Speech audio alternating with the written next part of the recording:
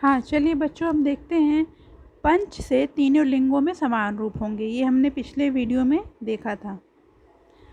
अब यहाँ से देखिए 1 से 100 तक की गणना, 1 से 100 तक की गिनती, उसको क्या कहते हैं, कैसे उसका उच्चारण करते हैं, इसको आप ध्यान से देखिए।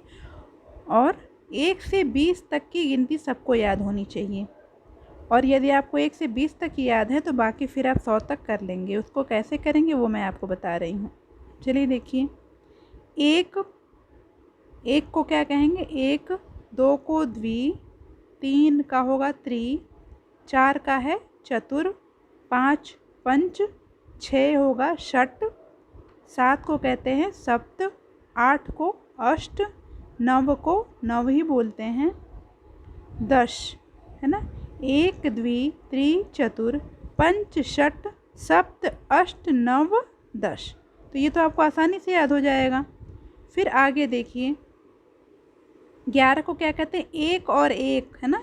1 और 10 मिलके 11 बनते हैं।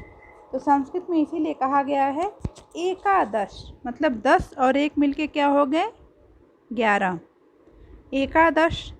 फिर 10 और 2 मिलके क्या होते हैं, 12, तो उसको क्या कहेंगे, द्वादश। 3 और 10 मिलके हो गया 13, तो इसको हम कहेंगे त्रयोदश। 4 और 10 मिलके क्या हो गया, 14, तो इसको हम कहेंगे चतुर्दश।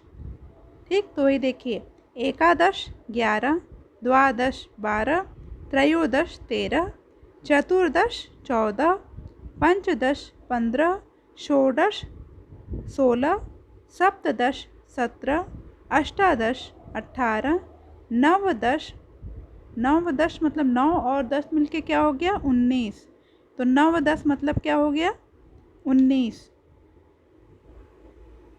फिर हो गया 9 10 के बाद क्या आएगा, एकोनविंशति।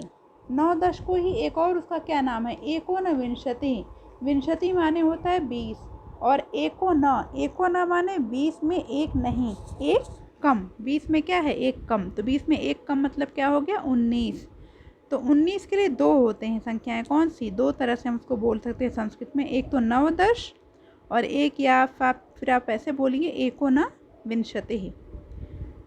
फिर है 20 विंशति, ठीक है, 20 को क्या कहा गया, विंशति। 21 एक विंशति, 22 द्वाविंशति, 23 त्रयोविंशति, 24 चतुर्विंशति, 25 पंचविंशति, 26 षड्विंशति, 27 सप्तविंशति, 28 अष्टविंशति, 29 अष्टविंशति, 30 63। फिर है 31, 31 का क्या हो गया, एक त्रिंशत, 32 द्वात्रिंशत, 33 त्रयस्त्रिंशत, 34 चतुस्त्रिंशत, 35 पंचत्रिंशत, 36 षट्त्रिंशत, 37 सप्तत्रिंशत, 38 अष्टात्रिंशत, 39 नवत्रिंशत और 40 क्या हो गया, चत्वारिंशत। तो बेटा आपने देखा ना, 1 से 20 तक की संख्याएं तो हैं, उसको आप याद कर लिए। उसके बाद केवल आपको 20 30 40 50 60 70 80 90 100 याद करना है, और उसमें एक द्वि त्रि चतुर इसको जोड़ते जाना है ना। 20 को क्या कहते हैं, विंशति। 30 को त्रिंशत, 40 को चत्वारिंशत, 50 को पंचाशत, 60 को षष्ठी ही, 60 को क्या कहते हैं, षष्ठी ही, और 70 को सप्तति ही।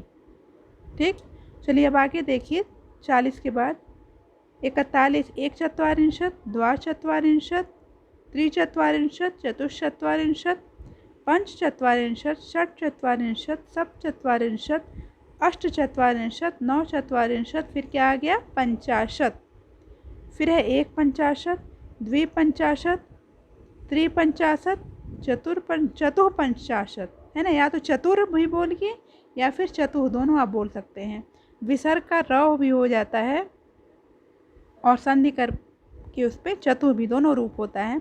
तो चतुःपंचाशत, पंचपंचाशत, षट्पंचाशत, सप्तपंचाशत, अष्टपंचाशत, नवपंचाशत, षष्ठी। फिर क्या हो गया, एक षष्ठी, द्विषष्ठी, त्रिषष्ठी, चतुष्षष्ठी, पंचषष्ठी, षट्षष्ठी, सप्तषष्ठी, अष्टषष्ठी, 9 षष्ठी और सप्तती। ऐसे ही करते हुए हमें आगे की संख्याएं क्या करनी है, याद करनी है। ठीक है, फिर आगे देखिए बेटा, ये है ना 9 सप्तती। 9 सप्तती का क्या हो गया, 79।